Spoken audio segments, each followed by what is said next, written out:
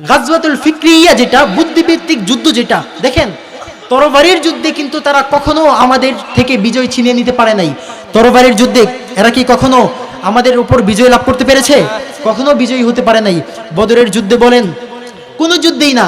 উহুদের যুদ্ধে যদিও দেখা যায় সাময়িকভাবে আমরা পরাজয় বরণ করেছি, কিন্তু এটা আল্লাহ আমাদেরকে পরীক্ষা করেছেন। নবীর কথা না মানার কারণে আল্লাহ তাআলা আমাদেরকে শাস্তি দিয়েছেন, কিন্তু জয় কিন্তু আমাদেরই হয়েছে, ঠিক কিনা? তারপর আমরা দেখেছি আফগানিস্তানের মধ্যে তরবারির যুদ্ধে তারা আমাদের সঙ্গে পারে নাই, এবং ফিলিস্তিনের মধ্যে এখনো তারা আমাদের সঙ্গে পারে না, এবং কাশ্মীরের মধ্যে এখনো তারা আমাদের সঙ্গে পারছে না।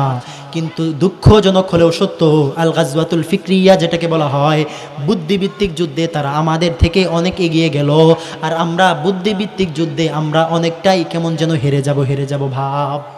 কারণটা কি? বলে কারণটা হলো তারা এমনভাবে ষড়যন্ত্র করে, তাদের ষড়যন্ত্রের লক্ষণটা দেখেন আপনারা। তারা ষড়যন্ত্র করে এমন কিছু মানুষ তারা গঠন করতে চায় যাদের নামটা কেবল মুসলমান থাকবে, কিন্তু ওই বান্দার আকীদা সম্পূর্ণ গলত থাকবে। যাদের নামটা কেবল মুসলমান থাকবে, নাম থাকবে আব্দুর রহমান, কিন্তু বান্দার চিন্তা চেতনা সম্পূর্ণ ওরিয়েন্টালিস্টদের মতো হয়ে যাবে।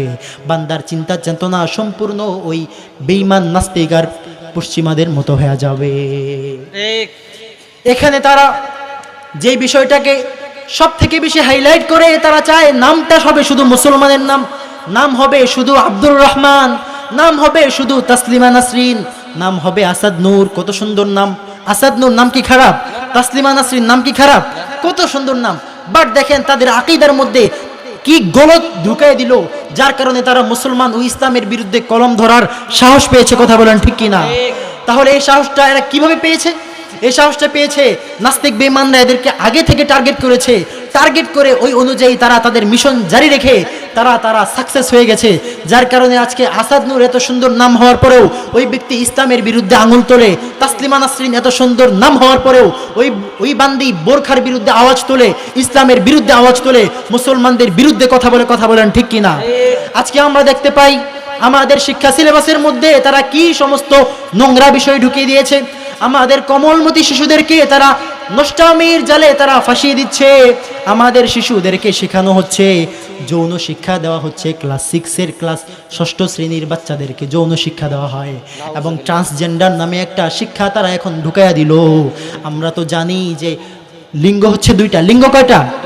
পুরুষ অথবা মহিলা, মেল অথবা ফিমেল।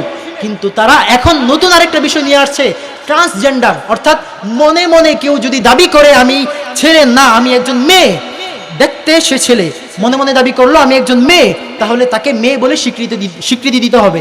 একজন মেয়ে, দেখতে সে মেয়ে, সে দাবি করে যে আমি তো মাহমুদা ছিলাম, কিন্তু এখন আমার মনে মনে আমার কাছে মনে হচ্ছে আমি আসলে মাহমুদা নয়, আমি হচ্ছে মাহমুদ।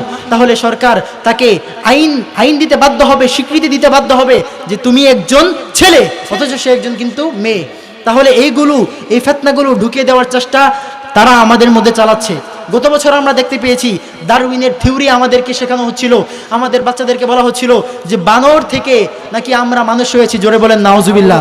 অথচ আল্লাহ তাআলা বলেছে যে আদম আলাইহিস সালাম হচ্ছে আমাদের আদি পিতা, ওনার থেকে হচ্ছে আমাদের সৃষ্টি। আদম আলাইহিস সালাম আদম নবীকে আল্লাহ তাআলা নিজ হাতে সৃষ্টি করেছিলেন, ওই আদম নবী থেকে আমাদের সৃষ্টি। অথচ নাস্তিক বেঈমানরা ঢুকিয়ে দিতে চায় ডারউইনের থিওরি অনুযায়ী বানর থেকে নাকি আমরা হয়েছি। এখন আবার ঢুকিয়ে দিতে চায় কেউ যদি মনে মনে বলে মেয়ে, সেই মেয়ে, যদিও সে ছেলে হোক। একজন ছেলে যদি মনে মনে বলে মেয়ে, তাহলে সে মেয়ে। একজন মেয়ে যদি মনে মনে বলে সে ছেলে, তাহলে তাকে স্বীকৃতি দিতে হবে সে একজন ছেলে। তাহলে এই নোংরা স্বীকৃতিকে আমরা মেনে নিব? ডেমরার মুসলমান, আমি আপনাদেরকে বলতে চাই, প্রতিবাদ তো উলামায়ে কেরাম করছে, কিন্তু না, প্রতিবাদ তো করবেন আপনারা।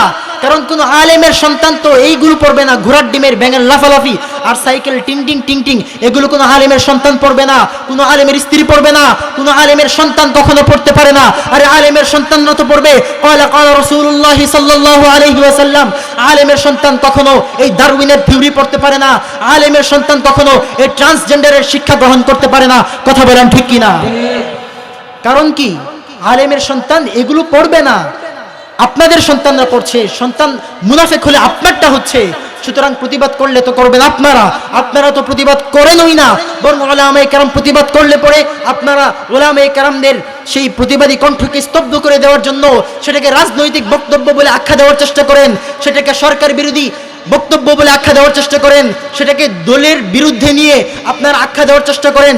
কিন্তু না বান্দা না, এখানে পৃথক থাকলে চলবে না। উলামায়ে কেরামকে এখানে বিপক্ষ না বানাইয়া সবাই আসেন কাঁধে কাঁধ মিলিয়ে একই কণ্ঠে আওয়াজ আমরা তুলি, তাহলে দেখবেন এই শিক্ষাকে আমাদের সমাজ থেকে বিলুপ্ত করতে সরকার বাধ্য হবে। কথা বলেন ঠিক কিনা? এই নাস্তিকবাদী শিক্ষা আমরা চাই না, যে শিক্ষার মধ্যে আমার সন্তান যে শিক্ষা পড়ে নাস্তিক হয়ে যায়, যে শিক্ষা পড়ে আমার সন্তান কাফের হয়ে যায়, আমার সন্তান বেঈমান হয়ে যায়। আমাদের টাকা দিয়ে আমাদের সন্তানকে পড়ানো হয়, কেন আমাদের সন্তানকে আমরা নাস্তিকের শিক্ষায় শিক্ষিত করব? কেন আমাদের সন্তানকে আমরা ডারউইনের থিওরি শেখাবো? কেন আমাদের সন্তানকে ওই ওরিয়েন্টালিস্টদের শিক্ষা গ্রহণ করাবো? এটা আমরা বেঁচে থাকতে কোশ্চিনকালেও হতে পারে। কারণ আপনারা জানেন, যখনই হক এসেছে বাতিল তখনই পলায়ন করতে বাধ্য হয়েছে। নবী মুসার জামানায় নবী মুসা হকের আওয়াজ নিয়ে আসলেন, তখনই সঙ্গে সঙ্গে ফেরাউন পলায়ন করতে বাধ্য হয়েছে।